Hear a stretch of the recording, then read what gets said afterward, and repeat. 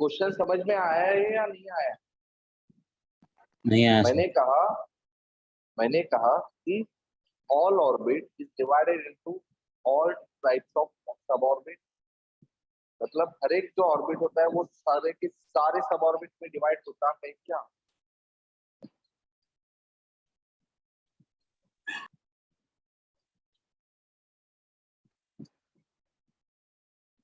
How many sub orbit are there? Tell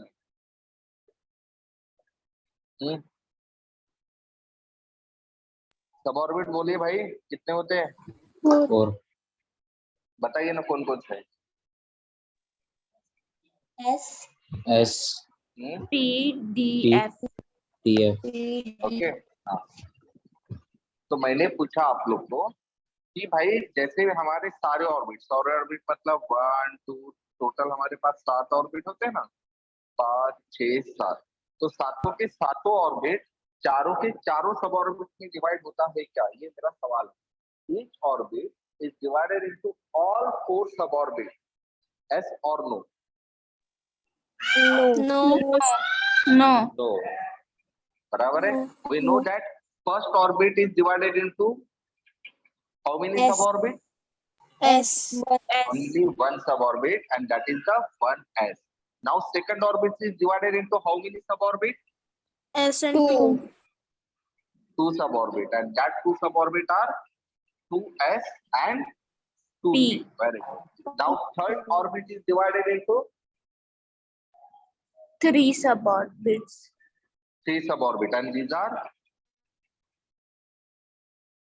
3P, PS. 3D. Very good. Now from 4 orbit to 7 orbit, these orbits are divided into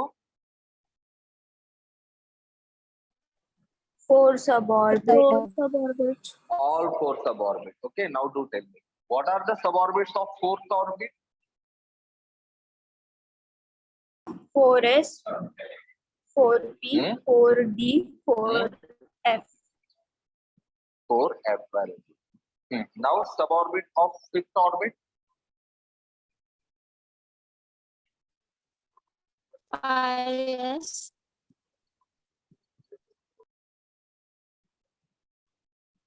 Make it fast. 6th orbit, 6s, 6p, 6d, and 6f. And 7th orbit, suborbits are 7s, 7p, 7d, and 7f. Okay? Then, so now in last lecture we have seen that all these particularly 118 elements in the periodic table are grouped into 4 blocks, that is S block, P block, D block, and F block.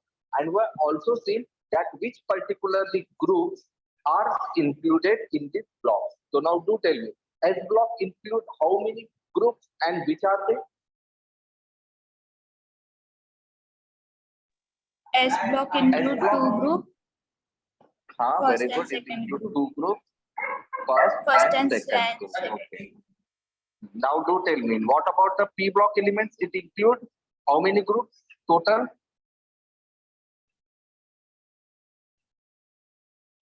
Total कितने groups होते?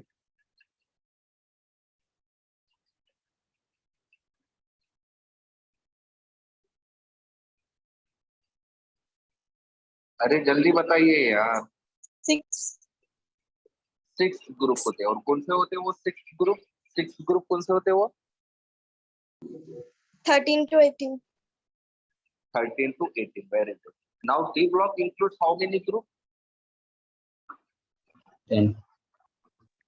10 group होते हैं। Very good. और ये 10 group में कौन कौन से होते हैं? 3 to 12 group. 3 to 12. Very good. Okay. Now do tell me, F block contain how many groups? 14। No, it is include only one group, and that is the third group. Okay. दो each group मतलब हर एक रो में 14 element होते हैं, but ये एक ही group में present होते हैं और वो होता है थर्ड ग्रुप। कौन सा ग्रुप होता है? वो थर्ड ग्रुप होता है। ओके, ध्यान में रखिएगा। ओके, हालांकि इसके हर एक ग्रुप में 14 एलिमेंट होते हैं। समझ में आ रहा है क्या? वो 14 जो एलिमेंट्स हम नीचे लिखते हैं ना, वो सारे के सारे एलिमेंट को थर्ड ग्रुप में ही रखा गया। इसलिए रखा गया है क्योंकि एक तो वो सारे के सारे 14 एलिमेंट्स की प्रॉपर्टी सेम होती है, और सेकंड अगर हमने उसको इंक्रीजिंग एटॉमिक नंबर के हिसाब से रखे होते हमारे पीरियोडिक टेबल में, तो हमारा पीरियोडिक टेबल की सिमेट्री फिर से बिगड़ गई होती है ना। जैसे मैंने आपको कल समझाया था लास्ट टाइम कि हीलियम को एस ब्लॉक होने के बावजूद पी में क्यों रखा गया, समझाया था मैंने आपको, याद है? Yes, sir. क्यों रखा गया था एच को एस होने के बावजूद पी के साइड में, ताकि क्या हो सके, पीरियोडिक टेबल की सिमेट्री मेंटेन रह सके। बराबर है, समझ में आ रहा है आपको? Yes sir.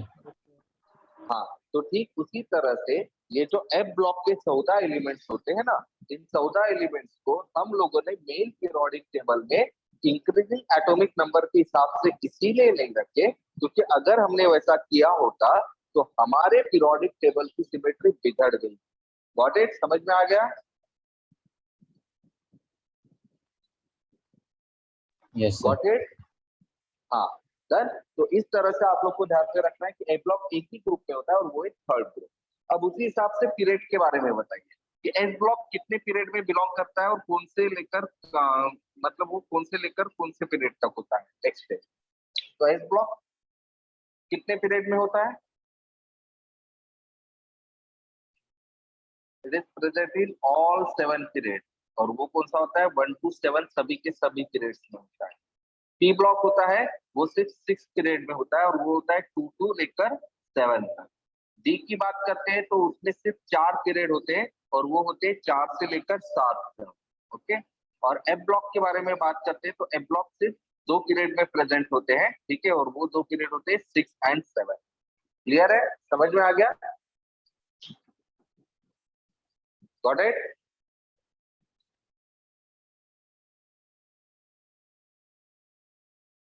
Yes. अरे ये मैंने बताया, समझ में आएगा क्या? ओके, अब इसके हिसाब से फिर आप लोगों ने टोटल नंबर ऑफ एलिमेंट बताए थे जो कि काफी आसान होता है।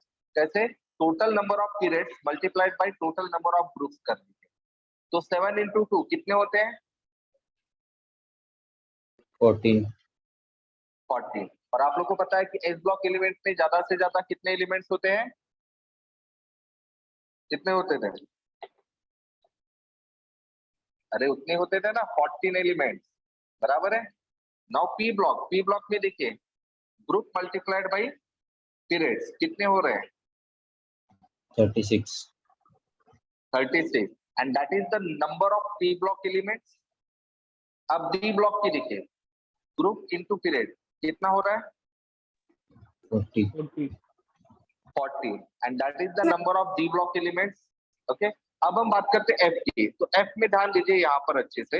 हालांकि आप लोगों ने क्या बोला, ये एक ही ग्रुप में प्रेजेंट होता है, लेकिन मैंने क्या बोला, एक ग्रुप में कितने एलिमेंट्स होते हैं इसके? 14 कितने एलिमेंट्स एलिमेंट्स। होते हैं एक रो में? 14 एलिमेंट। तो इसको आप 1 मल्टीप्लाइड बाई 2 मत कीजिएगा, क्या कीजिएगा? 14 मल्टीप्लाइड बाई, कितने हो जाएंगे? 28। 28। ओके, अब इन सारे एलिमेंट्स का टोटल कीजिए, कितना आ रहा है?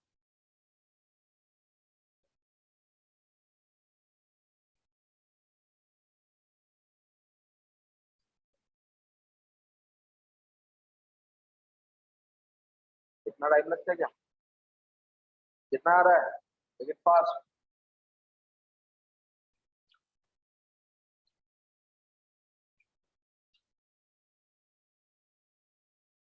टोटल कीजिए 180. भाई, total 118 elements. That is the number of total elements present in the periodic table. Got it? समझ में आ गया क्या आपको? Yes sir. ओके, वेरी ठीक है। तो आज हम आगे बढ़ेंगे इससे। तो आज हम आगे जो बढ़ेंगे वो बात करेंगे atomic number and electronic configuration कैसे लिखना है, ठीक है। डन। तो सबसे पहले हम बात करेंगे एटॉमिक नंबर। तो आप लोग को अच्छे से पता है कि एटॉमिक नंबर का मतलब क्या होता है? बताइए, what is the atomic number?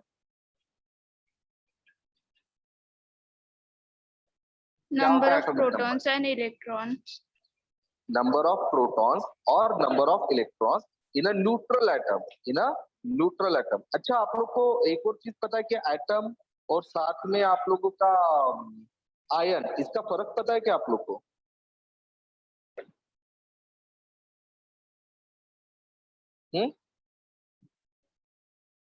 No, sir. ठीक है, चलिए देखते हैं। Atomic number is the number of protons और नंबर ऑफ इलेक्ट्रॉन्स बट एक किसके अंदर होता है, in a neutral atom, in a neutral atom. अब यहाँ पर मैंने न्यूट्रल कहा हुआ है एटम, ये आप लोग को पता ही है क्यों, क्योंकि जब भी हम कोई भी एटम निकालते हैं, जैसे फॉर एग्जांपल मैंने सोडियम एटम निकालने की कोशिश की जिसमें इसका एटॉमिक नंबर 11 होता है, तो ये क्या इंडिकेट करता है कि हमारे सोडियम एटम में नंबर ऑफ प्रोटॉन्स कितने हैं, नंबर ऑफ प्रोटॉन्स कितने हैं।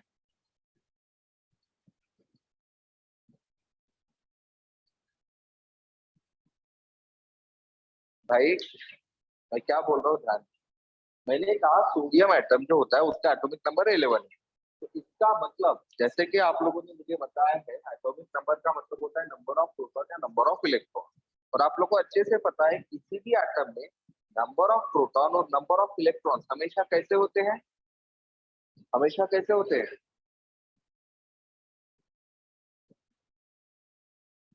सेम। सेम होते हैं। ओके, अगर नंबर ऑफ प्रोटॉन हमारे पास 11 है, इसका मतलब नंबर ऑफ इलेक्ट्रॉन भी कितने होंगे हमारे पास, 11. 11। 11 होंगे, बराबर है। बट सम टाइम आप लोग को अच्छे से पता है कि जब भी कोई एटम बॉन्ड तैयार करने की कोशिश करता है, बॉन्ड पता है ना आप लोग को, one atom combines with the other atom, तो एटम बॉन्ड तैयार कैसे करता है,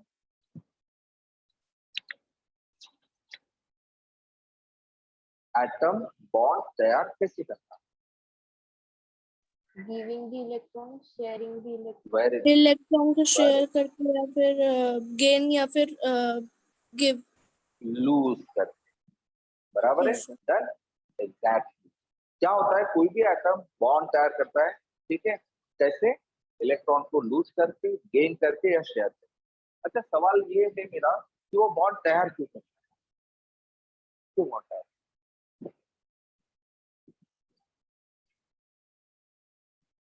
कोई भी एटम बॉन्ड तैयार क्यों करता To satisfy their outermost shell.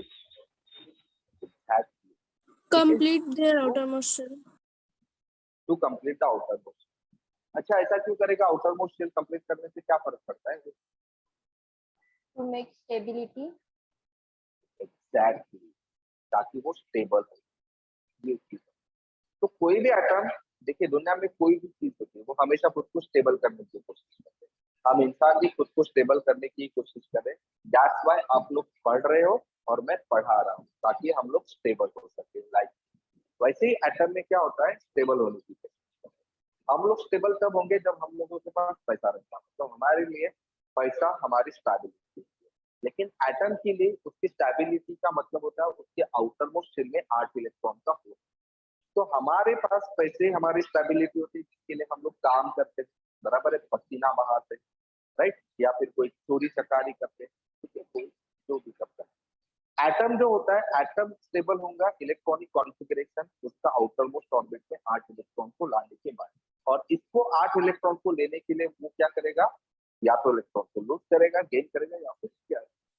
तो जब भी कोई एटम इलेक्ट्रॉन को लूज करेगा, जैसे देखिए इस पर्टिकुलरली सोडियम एटम में 11 इलेक्ट्रॉन, अगर इसको आउटर मोस्ट ऑर्बिट, मुझे बताओ ये स्टेबल कब होगा, जब ये 1 इलेक्ट्रॉन लूज करेगा। जब ये 1 इलेक्ट्रॉन लूज करेगा। अच्छा 1 इलेक्ट्रॉन लूज ही क्यों, गेन क्यों नहीं, या फिर शेयर क्यों नहीं, sir electrons number of quantity ज्यादा वो गेन नहीं कर सकता है। एग्जैक्टली, क्योंकि देखिए यहाँ पर उसके पास क्या होता है कि आसान क्या है, इसको अगर आउटर मोस्ट स्टेट में, आउटर मोस्ट शेल में 8 इलेक्ट्रॉन की जरूरत पड़ती तो इसको 60 इलेक्ट्रॉन को गेन करना पड़ता, ओके। और अगर इसने ये 1 इलेक्ट्रॉन को दे दिया तो फिर इसके आउटर मोस्ट शेल में 8 इलेक्ट्रॉन हो जाएंगे, तो आसान इसके लिए इलेक्ट्रॉन को लूज करना हो जाएगा, एंड दैट्स व्हाई ये क्या करेगा, अपने इलेक्ट्रॉन को लूज करेगा, माइनस मतलब लूज कर रहा है, ई माइनस मतलब इलेक्ट्रॉन। अब जैसे ही ये इलेक्ट्रॉन लूज करेगा, इसके पास नंबर ऑफ प्रोटॉन कितने रहेंगे और नंबर ऑफ इलेक्ट्रॉन कितने रहेंगे, ध्यान दीजिए। इस केस में 10। आप लोगों ने बताया था कि प्रोटॉन 11 थे और इलेक्ट्रॉन भी 11 थे। अब यहाँ पर क्या हो गया, प्रोटॉन 11 ही है, बट इलेक्ट्रॉन कितने हो गए, 10. 10। तो ओवरऑल इसका चार्ज क्या हो गया अभी, ओवरऑल चार्ज, प्रोटॉन के ऊपर पॉजिटिव चार्ज होता है, इलेक्ट्रॉन के ऊपर निगेटिव चार्ज होता है, मतलब आप इसको -10 और +11 ऐसा लिख सकते हो। तो क्या होगा इसका ओवरऑल चार्ज, ओवरऑल चार्ज क्या होगा, +1. +1 होता है, वेरी गुड। ये जो एटम था इसका ओवरऑल चार्ज क्या था, मतलब इसको आप +11 और -11 लिखते थे, तो इसका ओवरऑल चार्ज क्या होता था, 0. 0। तो जब भी आपका एटम 0 चार्ज मतलब न्यूट्रल होता है तब हम उसको एटम कहते हैं, लेकिन एटम के ऊपर जैसे ही कोई चार्ज आ जाता है, या तो ये निगेटिव चार्ज रहेगा या तो ये पॉजिटिव चार्ज रहेगा, तब हम उसको एटम न कहते हुए क्या कहेंगे, आयन कहेंगे। क्या कहेंगे उसको हम, आयन कहेंगे। आयन जो होती है चार्जड स्पीसीज होती है, चार्ज स्पीसीज मतलब उसके ऊपर चार्ज होती है, और ये चार्ज दो टाइप के हो सकते हैं, या इधर ये पॉजिटिव हो सकता है या फिर ये निगेटिव हो सकता है। पॉजिटिव चार्ज कैसे होगा, जब ये इलेक्ट्रॉन को लूज करेगा, और निगेटिव चार्ज कब बनेगा, जब ये इलेक्ट्रॉन को गेन करेगा। समझ में आ रहा है आपको, ओके डन, समझ में आ रहा है ना सर फिर आपको। आपने ऊपर नेगेटिव क्यों दिया, ऊपर एग्जाम्पल में जब उसने लूज किया तो नेगेटिव चार्ज दिया लूज था। कहाँ, यहाँ पर ये माइनस इलेक्ट्रॉन इसकी बात कर रहे हो तो बेटा, यस सर, सर उसने इलेक्ट्रॉन ये लूज किया माइनस, ना तो हाँ लूज किया, लूज करना मतलब माइनस या तो प्लस। सर आपने नीचे लिखा है कि लूज करेगा तो प्लस साइन आएगा।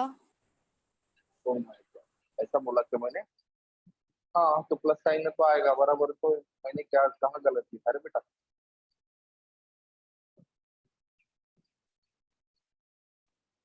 कहाँ गलत लिखा, मुझे तो दिखाई नहीं दे रहा है गलत, मतलब आप बोलना क्या चाहते हो, जस्ट बी स्पेसिफिक, वापस बताइए मैं समझ सकता हूँ। सर आपने ऊपर एग्जाम्पल में बोला था कि वो उसने जो है एक इलेक्ट्रॉन लूज किया तो उसमें सही पॉजिटिव है, चार्ज आएगा, आपने ऐसा नीचे बताया, लेकिन हाँ आपने उधर तो नेगेटिव देखो चार्ज लिखा है। यहाँ पर हाँ सर। देखिए मैंने आपको समझाया ना, यहाँ निगेटिव का मतलब मैंने क्या बोला था आपको, निगेटिव का मतलब क्या बोला था मैंने, कि ये लूज कर रहा है, अगर ये इलेक्ट्रॉन को गेन कर रहा है ऐसा होता तो मैंने यहाँ पॉजिटिव लिखा, ये समझने के लिए, समझ में आ रहा है क्या आपको। Yes sir. हाँ निगेटिव का मतलब क्या हो रहा है कि वो हाँ इलेक्ट्रॉन को लूज कर रहा है, इसलिए निगेटिव। अगर इसने इलेक्ट्रॉन को गेन किया होता तो मैंने पॉजिटिव लिखा होता, प्लस इलेक्ट्रॉन, इलेक्ट्रॉन को मैं ई निगेटिव के फॉर्म में रिप्रेजेंट कर रहा हूँ। तो हमने क्या कहा यहाँ पर कि इलेक्ट्रॉन लूज कर रहा है, लूज कर रहा है मतलब माइनस, समझ में आ रहा है। Yes sir.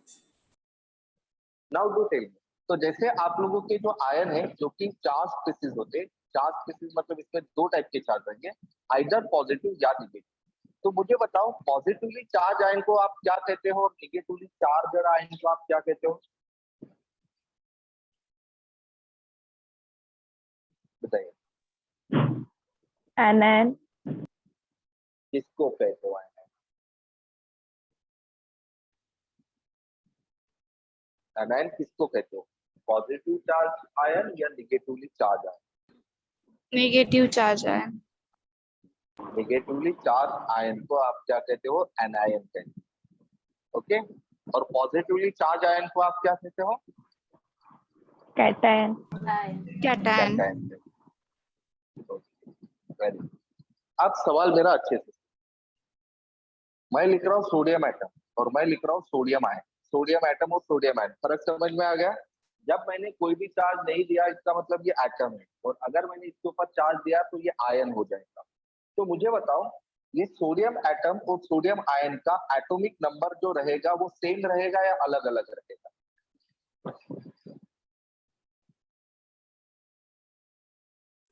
अलग रहे। एटॉमिक नंबर सेम रहेगा या अलग रहेगा,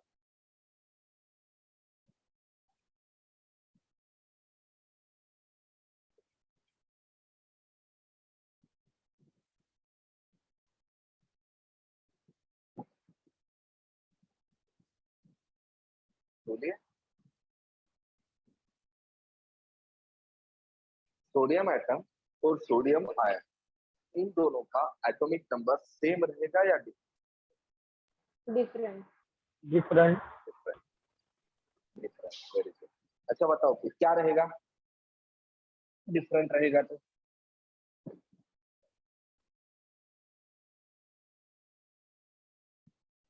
डिफरेंट रहेगा तो क्या रहेगा? सेम रहेगा। सेम रहेगा, पक्का? प्रोटॉन लूज नहीं यस हो रहा ना, सर। प्रोटॉन के एटॉमिक नंबर आएगा ना। मतलब आपका कहना है एटॉमिक नंबर मतलब नंबर ऑफ प्रोटॉन ही होता है, नंबर ऑफ इलेक्ट्रॉन नहीं होता है, ये बोलना चाहते हो आप?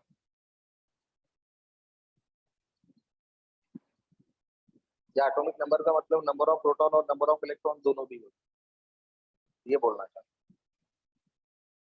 मेरा सवाल वही पर अटका हुआ है कि एटॉमिक नंबर मतलब सिर्फ नंबर ऑफ प्रोटॉन होता है या नंबर ऑफ प्रोटॉन और नंबर ऑफ इलेक्ट्रॉन दोनों भी होते हैं?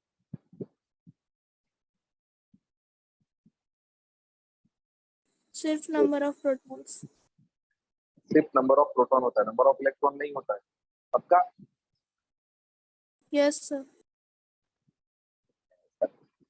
एटॉमिक नंबर का मतलब नंबर ऑफ प्रोटॉन और नंबर ऑफ इलेक्ट्रॉन दोनों भी हो सकता है, बट वो डिपेंड करेगा कि आप किसके बारे में बात करो।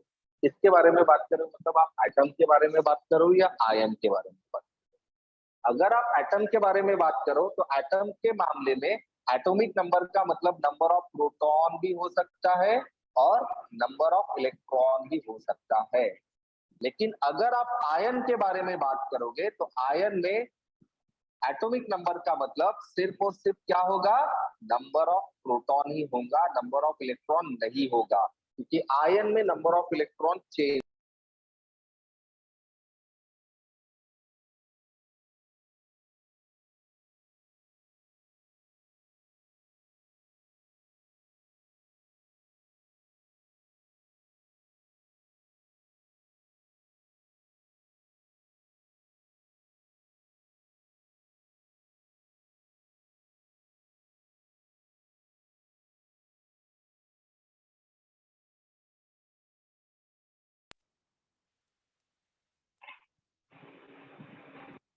सॉरी, थोड़ा सा कॉल आ गया।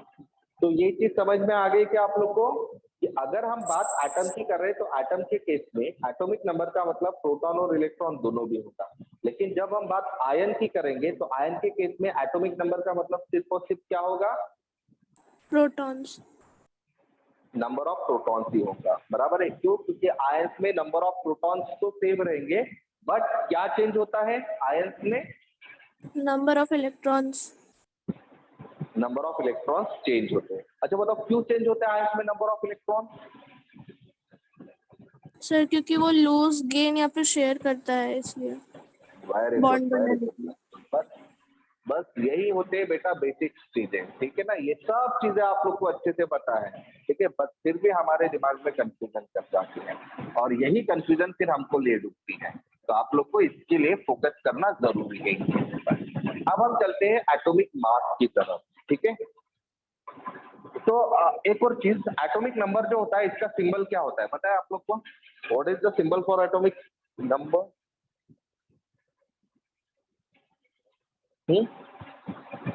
सिंबल क्या होता है? तो एटॉमिक नंबर का सिंबल होता है Z।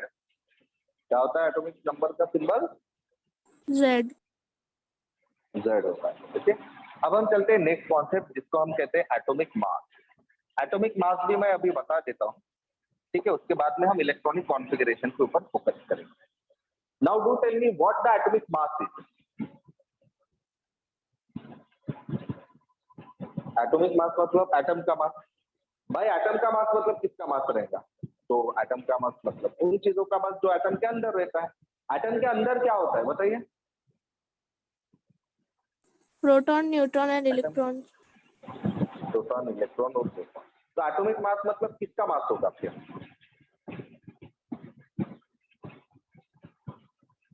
न्यूट्रॉन और प्रोटॉन्स। इलेक्ट्रॉन के? सर इलेक्ट्रॉन्स न्यूक्लियस के बाहर होते हैं। इसीलिए उसको कंसिडर करेंगे, मतलब क्या डर के बाहर रख दिया क्या उसने आपको? आप लोग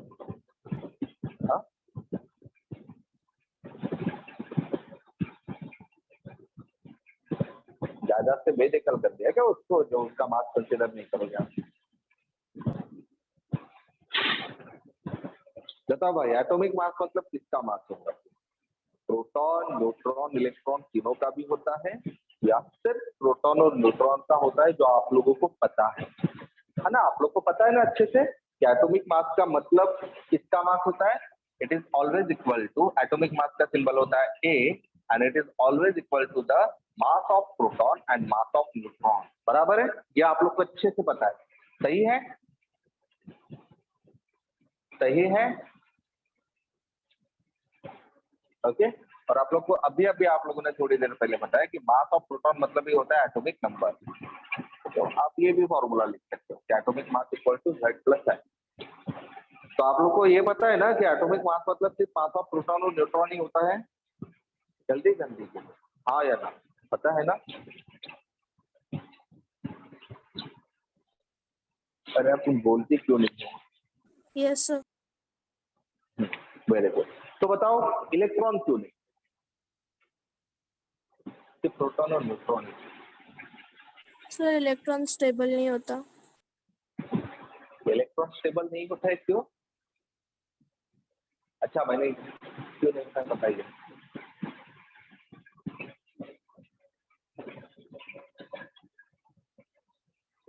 बोलिए, जल्दी बोलिए। एक एक चीज के आंसर होने चाहिए हमारे पास, तभी तो पढ़ने में मजा आएगा। बताइए, आपने क्यों कहा इलेक्ट्रॉन स्टेबल नहीं होते हैं? सर क्योंकि वो लॉस या फिर गेन करते हैं या फिर शेयर करते हैं, इसलिए।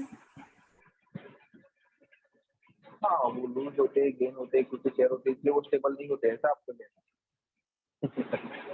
वही इलेक्ट्रॉन गेन, मतलब वो स्टेबल नहीं होते इसलिए ये सब होता है, ऐसा बोल रहे हो आप? नहीं यार, ये नहीं है, ये चीज नहीं। देखिए, वो शेयर गेन या लूज इसलिए होते हैं क्योंकि उसको शेयर लूज या गेन करना आसान होता है compare to the proton and neutron, इसीलिए वही शेयर लूज या गेन होते हैं। बड़े ये चीज दिमाग में डालिए, जो आप लोगों ने कहा ना वो चीज गलत है। ठीक है, वो शेयर लूज या गेन इसलिए होते हैं क्योंकि उसको लूज शेयर या गेन करना काफी आसान होता है, क्योंकि वो न्यूक्लियस की भी बात, क्योंकि आइटम का आप स्ट्रक्चर देखोगे तो न्यूक्लियस के प्रोटॉन और न्यूट्रॉन न्यूक्लियस के अंदर होते हैं, जबकि इलेक्ट्रॉन इसके बाहर होते हैं। तो जब भी आपको कोई चीज निकालनी रहेगी, ठीक है, तो आप पहले कौन सी चीज निकालते हो? बाहर वाली चीज या डायरेक्ट अंदर है हाथ डाल के अंदर वाली चीज निकालो? क्या है? बाहर वाली। जाहिर सी बात है, दैट्स व्हाई वो इलेक्ट्रॉन वहां लूज गेन या ये होते हैं, शेयर होते हैं। ठीक है, तो बताइए इलेक्ट्रॉन क्यों कंसीडर नहीं कर रहे हो एटॉमिक मास में? तो आपने जो कहा है वो नहीं हो रहा है। हाँ, नेक्स्ट, जल्दी जल्दी फास्ट।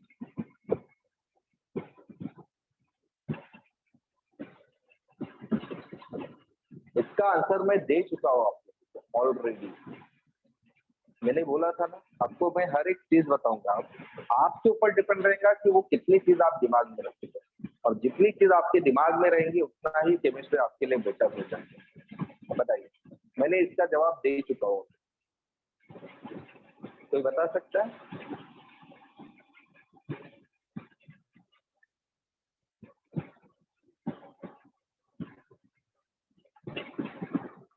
देखिए, जेई और नीट इसीलिए टफ जाता है, हम लोग को पता सब कुछ रहता है, लेकिन कौन सी चीजें कहाँ पर अप्लाई करना है वही समझ में नहीं आता। और यहाँ पर भी आपके साथ वही हो जाएगा, इतनी सिंपल चीजें की एप्लीकेशन आप लोग नहीं कर पा रहे। बोलिए, सिर्फ प्रोटॉन प्लस न्यूट्रॉन ही क्यों इलेक्ट्रॉन का मास क्यों कंसिडर नहीं किया जाता है फॉर द एटॉमिक मास? कोई है जो इसका जवाब दे सकता है मुझे? अच्छा, हिंट दे दूं क्या आप लोगों को मैं? Yes sir. मास, हिंट है इसका मास। मैं आप लोग को मास बता चुका हूँ प्रोटॉन, इलेक्ट्रॉन और न्यूट्रॉन के, याद है? Yes sir. और तब मैंने एक कंपेरेटिव मास भी कहा था कि प्रोटॉन और इलेक्ट्रॉन का जो मास होता है उसका कंपैरिजन मैंने किया था, याद है आप?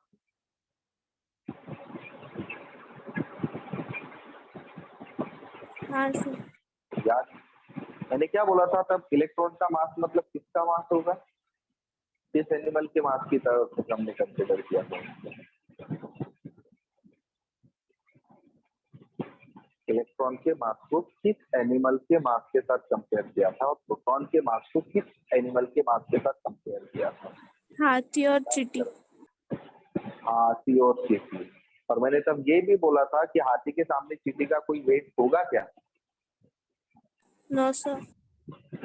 नहीं, इसीलिए हम इलेक्ट्रॉन के मास को कंसीडर नहीं करते। समझ में आ गया आपको? अभी समझ में आ गया? Yes sir. हाँ या ना? Yes sir. अच्छा मुझे बताओ, सोडियम का एटॉमिक नंबर आप लोगों ने मुझे बता दिया 11 होता है। इसका मास आप लोग को पता है क्या सोडियम का? हाँ या ना? हाँ या ना? इतना बताओ। नहीं पता है तो मैं बता देता हूँ, ठीक है? No sir. मान लेते हैं इसका मास No, है 23। ओके, अब मुझे बताओ सोडियम में नंबर ऑफ प्रोटॉन कितने हैं? How many number of protons are present in 11? 12। Now number of protons कहा मैंने? प्रोटॉन। सोडियम में नंबर ऑफ प्रोटॉन्स कितने रहेंगे? 11। 11 रहेंगे। क्यों? क्योंकि सोडियम का एटॉमिक एटॉमिक नंबर नंबर 11 है। 11 है, बराबर है। एटॉमिक नंबर हमेशा एलिमेंट के ऊपर में रखा जाता है और नीचे में जो लिखा रहता है वो उसका मास होता है। तो सोडियम का एटॉमिक नंबर 11 है और हमको पता है कि number of atomic number is always equal to number of proton. अब बताओ नंबर ऑफ इलेक्ट्रॉन कितने हैं सोडियम में?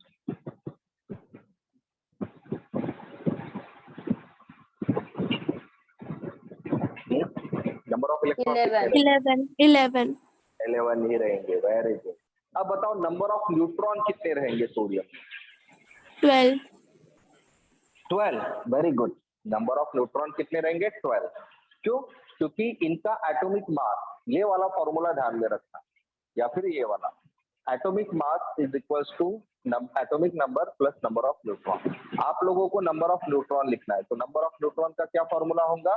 That will be the A minus Z। A का मतलब होता है एटॉमिक मास जो कि कितना है 23 और Z मतलब एटॉमिक नंबर जो कि कितना है 11।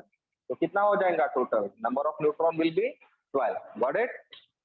समझ में आ रहा है आपको? Yes sir. Very good. चलो अब मुझे बताओ कि Na पॉजिटिव सोडियम आयन में नंबर ऑफ प्रोटॉन कितने रहेंगे? बताइए नंबर ऑफ प्रोटॉन इसमें कितने रहेंगे? वेरी गुड, 11 रहेंगे। Now tell me what is the number of electron will be the present in Na positive? 10. 10। Very good. क्यों 10? क्योंकि इसमें नंबर ऑफ प्रोटॉन से एक इलेक्ट्रॉन कम है। क्यों? क्योंकि इसके पॉजिटिव चार्ज है। पॉजिटिव चार्ज है मतलब इलेक्ट्रॉन कम है। कितने इलेक्ट्रॉन कम रहेगा? एक इलेक्ट्रॉन। Got it? क्योंकि एक ही पॉजिटिव चार्ज है।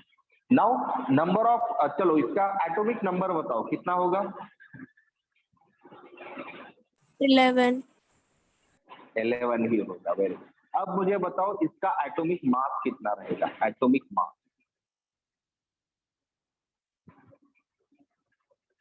बोलिए, एटॉमिक मास कितना रहेगा?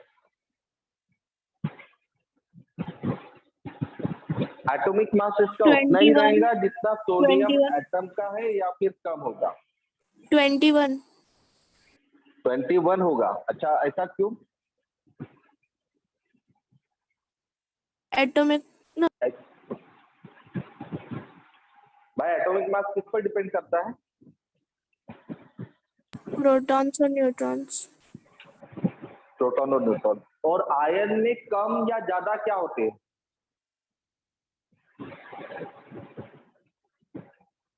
जब मैं आयन लिखता हूँ, आयन बनाते टाइम किसका नंबर कम या ज्यादा होता है? इलेक्ट्रॉन। इलेक्ट्रॉन। प्रोटॉन्स और न्यूट्रॉन्स के नंबर में कोई फर्क पड़ता है क्या? No sir. तो फिर उसका एटॉमिक मास चेंज होगा क्या बेटा? No sir. उतना ही रहेगा। अब एटॉमिक मास अगर सेम रहेगा तो नंबर ऑफ न्यूट्रॉन भी सेम रहेंगे। एग्जैक्टली। यस समझ में सर। आ रहा है क्या आपको? हाँ तो यही होता है बेसिक चीजें, ठीक है? यही पर कंफ्यूजन हो जाता है हम लोगों का। Okay done. तो ये चीज अच्छे से दिमाग में डाल दो। एटॉमिक मास क्या होता है, एटॉमिक नंबर क्या होता है, आयन क्या होता है, आयन में क्या कम या ज्यादा होता है? एटॉमिक मास के लिए प्रोटॉन्स और न्यूट्रॉन्स ही क्यों कंसीडर किया जाता है? Why not electron?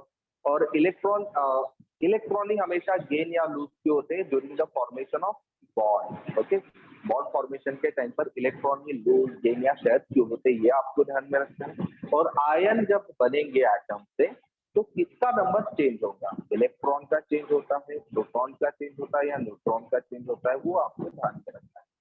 क्लियर है? क्लियर? Yes, sir.